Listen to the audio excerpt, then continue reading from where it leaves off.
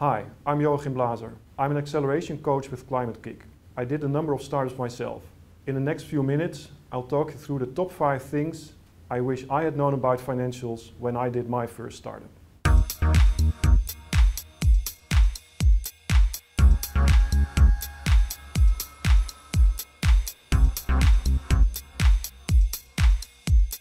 We just started out. We were about 6 months up and running and into our first startup. We worked day and night and we had more customers than we could handle. We sent out invoices each month. And after about 6 months, we had built $1 million in revenue. We thought everything was going really well. Well, at the end of month 6, we couldn't pay our bills. No salaries, no rent, nothing. So what happened? We somehow thought that when you send out an invoice, money will appear magically in your bank account. Well, that's not true.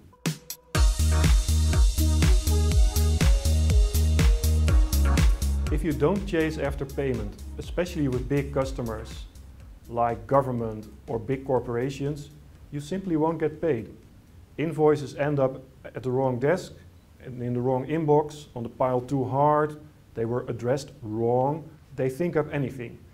So what you ought to do is bring back your payment terms from 30 days to 15 days, and at day 16 you call them, you say what's happening, you send a reminder, you hire a bill collector, doesn't matter, but you start chasing after your money. For us that really worked. We brought the debtors back from 5 to 6 months in revenue to about 6 weeks in revenue.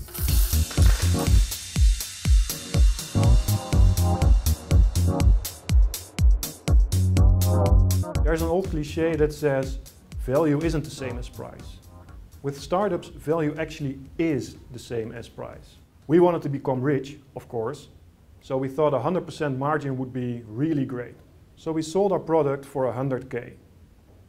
Oops, we left a lot of money on the table. We made a mistake, and the mistake was that what it costs to make a product has nothing to do with what it's worth for your customer. This was business to business. That meant that our customers use our product as raw material to make their product. That also meant that we could calculate prices backwards.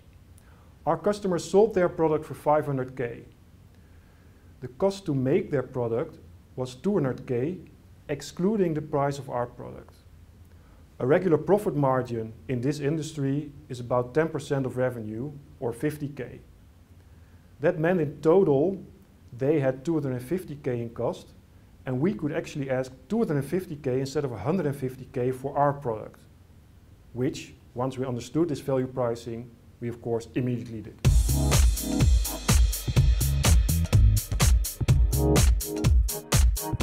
Okay, time for an exercise based on this tip.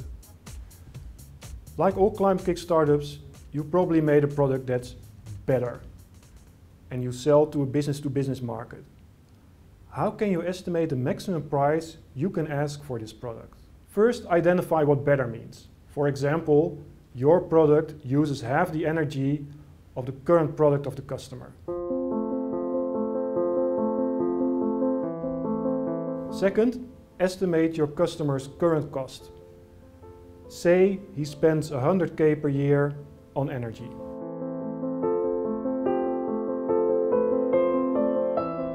Next, estimate what your customer's cost will become with your product, excluding the price of your product. Let's say his energy bill will become 50K per year.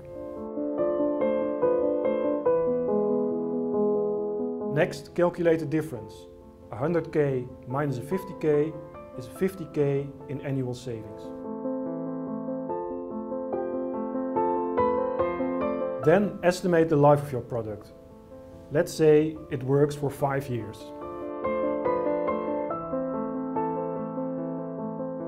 Finally, calculate the maximum price for your product. 5 times 50K is 250K.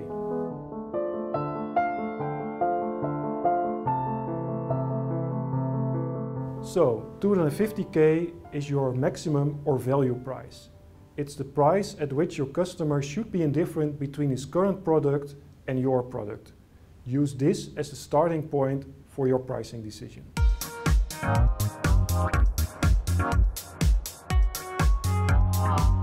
We completely underestimated how long it took to close a sale. Initially we thought it would take about 2 to 3 months. However, again, we were dealing with large corporations and government. So in practice, it took about 6 to 18 months to close a sale. If you know that an average salesperson costs about 80K per year, you can figure out what that did to our working capital. There's actually not a lot you can do about this. This process simply takes so long. The only thing you can do is anticipate it in your numbers and in your financing.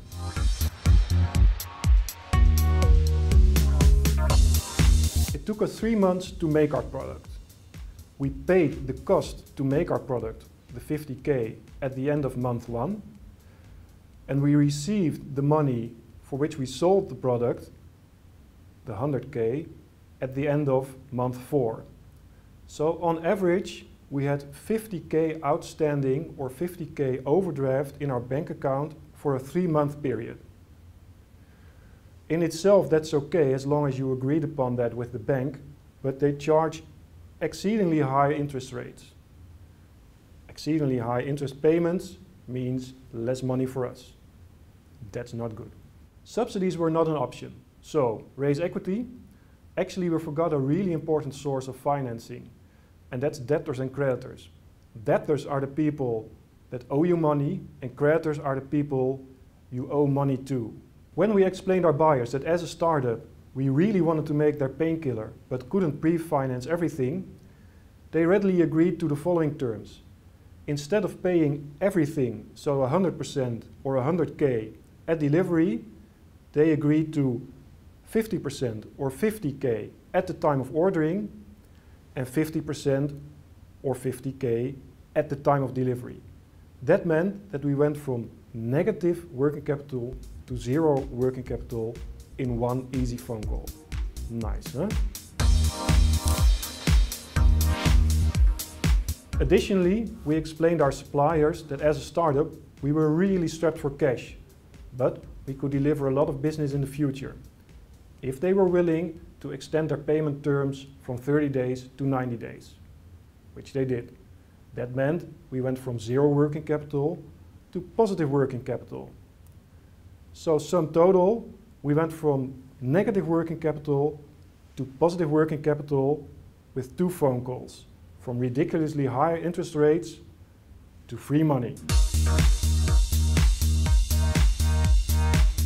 I never understood demo days. So demo days are all aimed at getting an investor 3 months after you started your startup. 3 months after you start your startup is actually the worst time to raise equity because you have almost every risk imaginable still on board. The more risks you have, the more expensive the money will be that you attract. The more expensive your money will be, the more you will dilute your share of the eventual pie. What you should do is keep your burn rate or the money you spend monthly as low as possible until you've achieved product market fit, until you got those first customers. Then you really de-risk your startup, and because you de-risked it, money will be much cheaper. You will keep a larger slice of the pie and you will end up much richer.